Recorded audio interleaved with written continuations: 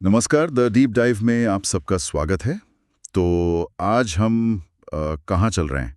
सीधे 19वीं सदी के यूरोप में। सोचिए, एक तूफान आया, नाम था नेपोलियन, और उसने पूरे यूरोप का नक्शा ही बदल कर रख दिया।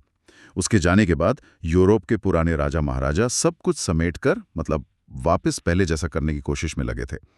लेकिन हवा में कुछ और ही था। एक नया आइडिया, एक नया जुनून, राष्ट्रवाद। हमारे पास कुछ ऐतिहासिक स्रोत हैं और आज हमारी कोशिश ये समझने की है कि कैसे इस एक जुनून ने बिखरे हुए इलाकों को इटली और जर्मनी जैसे ताकतवर देशों में बदल दिया। ये सिर्फ नक्शे बदलने की कहानी नहीं है, ये सोच बदलने की कहानी है। बिल्कुल। और इस कहानी की शुरुआत होती है 1815 में वियना की एक बहुत बड़ी मीटिंग से। नेपोलियन को हराने के बाद यूरोप की बड़ी बड़ी ताकतें इकट्ठा हुईं और इस पूरी सेटिंग का जो डायरेक्टर था वो था ऑस्ट्रिया का चांसलर मैटरनिक। उसका एक ही एजेंडा था, टाइम को रिवर्स कर दो। मतलब क्रांति से पहले जो राजा थे उन्हें वापस गद्दी पर बिठाओ और यूरोप में एक ऐसा पावर बैलेंस बनाओ कि फ्रांस जैसी कोई एक ताकत फिर से सिर ना उठा सके। मतलब वो हिस्ट्री का कंट्रोल सेट दबाना चाहता था। लेकिन मैटरनिक के लिए ये राष्ट्रवाद का आइडिया इतना खतरनाक क्यों था? डर इस बात का था कि राष्ट्रवाद का मतलब था एक भाषा, एक संस्कृति वाले लोग अपना देश बनाएंगे। और मैटरनिक का जो ऑस्ट्रियन साम्राज्य था वो तो कई अलग अलग भाषाओं और संस्कृतियों वाले लोगों का एक पैचवर्क जैसा था। German, Hungarian, Italian, Polish. अगर राष्ट्रवाद की हवा चली तो उसका साम्राज्य ताश के पत्तों की तरह बिखर जाता। इसीलिए उसके लिए राष्ट्रवाद और लोकतंत्र दोनों जहर की तरह थे। पर वो एक उबलते हुए ज्वालामुखी को ढक्कन से दबाने की कोशिश कर रहा था। और जाहिर है वो ढक्कन ज्यादा देर टिकने वाला नहीं था। पहली चिंगारी हमेशा की तरह फ्रांस से ही उड़ी। 1830 में वहां चार्ल्स एक्स नाम का एक राजा था जो शायद मैटरनिक का सबसे बड़ा फैन रहा होगा। हाँ, कह सकते हैं। एकदम पुरानी सोच वाला, जिसे जनता की आजादी से सख्त नफरत थी। उसने प्रेस की आजादी छीनी, उदारवादी विचारों को कुचलने की कोशिश की। लेकिन पेरिस की जनता सड़कों पर उतर आई। 3 दिन के अंदर, जिसे जुलाई क्रांति कहते हैं, चार्ल्स एक्स को गद्दी छोड़कर इंग्लैंड भागना पड़ा। ये सिर्फ फ्रांस में एक राजा का बदलना नहीं था, ये पूरे यूरोप के लिए एक सिग्नल था। एक मैसेज कि जनता की ताकत के आगे बड़े बड़े सिंहासन भी हिल सकते हैं। और ये तो सिर्फ ट्रेलर था, पिक्चर तो अभी बाकी थी, है ना? बिल्कुल, क्योंकि 1848 में फ्रांस में फिर से वही हुआ, लेकिन इस बार और भी बड़े पैमाने पर। इस बार निशाने पर था राजा लुई फिलिप। वो बातें तो बड़ी बड़ी करता था, लेकिन उसकी सारी नीतियां सिर्फ अमीर उद्योगपतियों के लिए थी। आम आदमी, मजदूर, किसान बेरोजगारी और भुखमरी से परेशान थे। नतीजा, पेरिस में फिर विद्रोह हुआ और 1848 की इस क्रांति का असर एक वायरल वीडियो की तरह पूरे यूरोप में फैला। वियना, बर्लिन, रोम, बुडापेस्ट, हर जगह लोग अपने राजाओं के खिलाफ उठ खड़े हुए। पहली क्रांतियां सिर्फ विद्रोह नहीं थीं, ये एक तरह से जमीन तैयार कर रही थीं जिस पर आगे चलकर नए देश बनने वाले थे। और शायद सबसे ज्यादा बेसब्री से कोई इस मौके का इंतजार कर रहा था, तो वो था इटली। बिल्कुल, उस वक्त इटली नाम का कोई देश था ही नहीं। मैटरनिक तो मजाक में कहता था कि इटली तो बस एक भौगोलिक अभिव्यक्ति है। वो 7-8 बड़े छोटे राज्यों में बटा हुआ था। उत्तर में ऑस्ट्रिया का कब्जा, बीच में पोप का राज और दक्षिण में अलग राजा। और इन सब टुकड़ों को जोड़ने का सपना देखने वाले 3 कमाल के लोग सामने आए। मुझे ये हमेशा एक फिल्म की कास्टिंग की तरह लगता है। एक कहानी लिखने वाला, एक दिमाग चलाने वाला और एक तलवार चलाने वाला। बहुत सही कहा। सबसे पहले थे जोसेफ मेजीनी, एकीकरण की आत्मा। वो एक लेखक थे, एक विचारक। उनका सपना था एक रिपब्लिकन इटली का, जहां कोई राजा न हो। उन्होंने यंग इटली जैसे सीक्रेट संगठन बनाए और युवाओं के दिलों में राष्ट्रवाद की आग भर दी। वो एक आदर्शवादी थे। उन्हें लगता था कि अगर आम जनता एक साथ उठ खड़ी हो जाए तो हम इटली को एक कर सकते हैं। लेकिन सिर्फ जुनून से काम नहीं बना, है ना? उनकी कोशिशें तो नाकाम रही। हाँ, उनकी कोशिशें नाकाम रहीं और उन्हें देश छोड़कर भागना पड़ा। लेकिन उन्हें वो वैचारिक चिंगारी लगा दी थी जो कभी बुझी नहीं। उन्होंने लोगों को एक सपना दे दिया था। इसके बाद आए दूसरे खिलाड़ी, काउंट कावूर, एकीकरण का दिमाग। सार्डिनिया पीडमाउंट के प्रधानमंत्री। हाँ, और वो मेजिनी से बिल्कुल उल्टे थे। वो सपनों में नहीं, हकीकत में जीते थे। एक नंबर के शातिर डिप्लोमेट। वो ये समझ गए थे कि इटली के एकीकरण में सबसे बड़ा कांटा ऑस्ट्रिया है। और उसे अकेले हराना नामुमकिन है। तो उसे एक बड़ा दोस्त चाहिए था। एकदम सही। कावूर ने कमाल का दाव खेला। क्रीमिया में फ्रांस और ब्रिटेन रूस के खिलाफ लड़ रहे थे। इस लड़ाई से सार्डिनिया का कोई लेना देना नहीं था, फिर भी कावूर ने अपनी सेना फ्रांस की मदद के लिए भेज दी। एक मिनट, मतलब लड़ाई कहीं और हो रही है और कावूर ने उसे अपने फायदे के लिए इस्तेमाल कर लिया? ये तो शतरंज के खिलाड़ी वाली बात हुई। बिल्कुल। इस मदद के बदले में उन्होंने फ्रांस के सम्राट नेपोलियन III को अपना दोस्त बना लिया और फिर कुछ साल बाद उसी दोस्ती का इस्तेमाल करके फ्रांस की सेना के साथ मिलकर ऑस्ट्रिया को युद्ध में हरा दिया। ये कावूर का मास्टर स्ट्रोक था। इसने इटली के एकीकरण का रास्ता ही खोल दिया। तो मेज़िनी ने सपना देखा, कावूर ने बिसात बिछाई।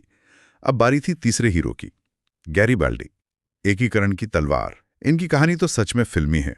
गैरीबाल्डी एक नाविक थे, मेज़िनी के फैन और जोशीले क्रांतिकारी। वो बातचीत में नहीं, एक्शन में यकीन रखते थे। उन्होंने अपनी एक सेना बनाई जिसे रेड शर्ट्स कहा जाता था। सोचिए, सिर्फ 1000 वॉलंटियर्स।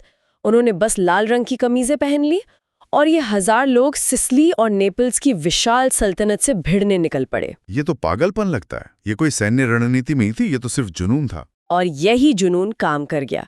जनता उनके साथ हो गई और उन्होंने एक के बाद एक दोनों राज्य जीत लिए। अब गैरीबाल्डी चाहते तो दक्षिण इटली के राजा बन सकते थे, लेकिन यहाँ उनकी महानता दिखती है। उन्होंने जीते हुए सारे इलाके सार्डिनिया के राजा विक्टर इमैनुएल को सौंप दिए ताकि इटली एक हो सके। कमाल है। और इनाम में कुछ नहीं लिया? जब राजा ने उन्हें इनाम देना चाहा तो गैरीबाल्डी ने सिर्फ 1 बोरी बीज मांगे ताकि वो अपने छोटे से द्वीप पर जाकर खेती कर सके। उन्होंने सब कुछ त्याग दिया। तो मतलब 3 बिल्कुल अलग अलग लोग, एक सोचने वाला, एक शातिर खिलाड़ी और एक लड़ने वाला, इन तीनों ने मिलकर एक देश बना दिया। 1871 तक इटली पूरी तरह से एक हो चुका था। हाँ, और जिस समय कावूर और गैरीबाल्डी इटली का नक्शा बदल रहे थे, ठीक उसी समय उत्तर में एक और शख्स था जो ये सब बहुत ध्यान से देख रहा था और शायद नोट्स बना रहा था। वो कावूर से भी ज्यादा शातिर और बेरहम होने वाला था। हम जर्मनी और उसके चांसलर ऑटो वॉन बिस्मार्क की बात कर रहे हैं। जर्मनी की हालत तो शायद इटली से भी ज्यादा खराब थी। इटली तो फिर भी 8-10 राज्यों में बटा था। जर्मनी तो 300 से ज्यादा छोटी छोटी रियासतों का एक चिड़ियाघर था। बिल्कुल। इन्हें एक करना तो नामुमकिन ही लगता होगा।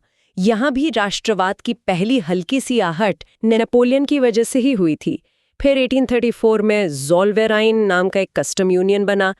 तो एक तरह से आर्थिक एकीकरण तो हो गया था, लेकिन राजनीतिक एकीकरण अभी भी एक सपना था। और फिर सीन में एंट्री होती है बिस्मार्क की, प्रशा का चांसलर, और उसने आते ही अपने इरादे साफ कर दिए थे। उसने आते ही संसद में एक भाषण दिया जो इतिहास में अमर हो गया। उसने कहा, आज के बड़े सवाल भाषणों और बहुमत के फैसलों से हल नहीं होंगे। वो हल होंगे रक्त और लौ से, यानी ब्लड एंड आयरन से। एक मिनट, खून और लोहे से? ये तो सीधी सीधी धमकी लग रही है। क्या संसद में किसी ने विरोध नहीं किया? विरोध हुआ, जबरदस्त विरोध हुआ। उदारवादियों ने उसे तानाशाह कहा, लेकिन बिस्मार्क को किसी की परवाह नहीं थी। उसका मानना था कि जर्मनी को एक करने के लिए ताकत का इस्तेमाल करना ही होगा, और उसने वही किया जो कहा था। ये कमाल की बात है कि कावूर और बिस्मार्क दोनों अलग अलग देशों में लगभग एक ही तरह की रणनीति अपना रहे थे। क्या ये सिर्फ संयोग था? नहीं, ये उस दौर की रियल पॉलिटिक यानी यथार्थवादी राजनीति का नया अंदाज था। बिस्मार्क ने एकीकरण के लिए 3 युद्ध लड़े जो उसकी सोची समझी योजना का हिस्सा थे। पहला युद्ध 1864 में डेनमार्क के खिलाफ। उसने चालाकी से अपने पुराने दुश्मन ऑस्ट्रिया को साथ मिलाया। फिर 2 साल बाद 1866 में उसने उसी ऑस्ट्रिया पर हमला कर दिया, जिसे पहले दोस्त बनाया था। हाँ, इस युद्ध में ऑस्ट्रिया को इतनी बुरी तरह हराया कि जर्मन मामलों से उसका दखल हमेशा के लिए खत्म हो गया। और तीसरा और आखिरी युद्ध फ्रांस के खिलाफ, ये शायद उसका सबसे बड़ा दाव था। क्यों? वो क्यों जरूरी था? कि दक्षिण के कैथोलिक जर्मन राज्य अभी भी उत्तर के प्रोटेस्टेंट प्रशा के साथ आने से हिचकिचा रहे थे। बिस्मार्क जानता था कि इन सबको एक करने का एक ही तरीका है, एक कॉमन दुश्मन, और वो दुश्मन था फ्रांस। उसने जानबूझकर फ्रांस को युद्ध के लिए उकसाया, और जैसे ही फ्रांस ने प्रशा के खिलाफ युद्ध छेड़ा, राष्ट्रवाद की भावना ऐसी उमड़ी कि दक्षिण के सारे राज्य दौड़कर प्रशा के साथ आ गए। इस युद्ध में फ्रांस की हार हुई और 1871 में वर्साई के शीश महल में प्रशा के राजा को एकीकृत जर्मनी का सम्राट घोषित कर दिया गया। तो बिस्मार्क की रक्त और लॉ की नीति कामयाब हो चुकी थी। इन दोनों देशों की सफलता ने तो पूरे यूरोप के राष्ट्रवादी आंदोलनों में जैसे पेट्रोल डाल दिया होगा। बिल्कुल। एक और दिलचस्प कहानी यूनान यानी ग्रीस की है। यूनान, जिसकी प्राचीन सभ्यता को पूरा यूरोप पूजता था, सदियों से तुर्की के ऑटोमन साम्राज्य का गुलाम था। वहां आज़ादी के लिए आंदोलन शुरू हुआ, जिसे पूरे यूरोप से सहानुभूति मिली। इंग्लैंड के मशहूर कवि लॉर्ड बायरन तो इतने प्रभावित हुए कि वो यूनान की आज़ादी के लिए लड़ने चले गए और वहीं शहीद हो गए। एक कवि की शहादत ने एक देश की आज़ादी में मदद की, ये सुनने में कितना अविश्वसनीय लगता है। पर यही हुआ। ब्रिटेन, फ्रांस और रूस ने मिलकर तुर्की पर दबाव डाला और आखिरकार 1832 में यूनान एक आज़ाद देश बन गया। लेकिन हर कहानी का अंत इतना सुखद नहीं होता, है ना? हाँ, जैसे हंगरी और पोलैंड के मामले में हुआ। सही बात है। हंगरी में कोसूथ नाम के एक नेता के नेतृत्व में जबरदस्त आंदोलन हुआ। वो लोग लगभग आज़ाद हो ही गए थे, लेकिन ऑस्ट्रिया ने अपने बड़े भाई रूस की मदद से इस आंदोलन को बेरहमी से कुचल दिया। यही हाल पोलैंड का हुआ। इन उदाहरणों से पता चलता है कि राष्ट्रवाद की सफलता सिर्फ जुनून पर नहीं, बल्कि बड़ी ताकतों के समीकरण पर भी निर्भर करती थी। तो आज हमने देखा कि कैसे 19वीं सदी में राष्ट्रवाद एक ऐसी सुनामी बनकर आया जिसने यूरोप के पुराने साम्राज्यों की नींव हिला दी। इसने इटली और जर्मनी जैसे नए ताकतवर राष्ट्रों को जन्म दिया। ये मज्जीनी जैसे सपने देखने वालों, कावूर और बिस्मार्क जैसे शातिर खिलाड़ियों और गैरीबोल्डी जैसे जोशीले योद्धाओं की कहानी थी। बिल्कुल। और इन स्रोतों से जो एक आखिरी और सबसे जरूरी बात निकल कर आती है, वो ये है कि राष्ट्रवाद एक दो-धारी तलवार की तरह था। एक तरफ इसने बिखरे हुए लोगों को अपनी पहचान दी, उन्हें एकजुट किया, जो एक बहुत अच्छी बात थी। लेकिन इसी सिक्के का दूसरा पहलू भी था। इसने संकीर्ण राष्ट्रवाद को जन्म दिया, जहां एक देश खुद को दूसरों से बेहतर समझने लगता है। और यही सोच आगे चलकर साम्राज्यवाद का कारण बनी। ठीक यही आक्रामक राष्ट्रवादी भावना थी, जिसके चलते इन्हीं नए नवेले ताकतवर यूरोपीय देशों ने एशिया और अफ्रीका में अपनी कॉलोनियां बनानी शुरू कर दी। तो जाते जाते एक सवाल छोड़ जाते हैं, जो विचार एक समूह को आज़ादी दिलाने और एकजुट करने के लिए इतना शक्तिशाली हो सकता है, वही विचार दूसरे समूहों के शोषण और उनकी गुलामी का कारण कैसे बन जाता है?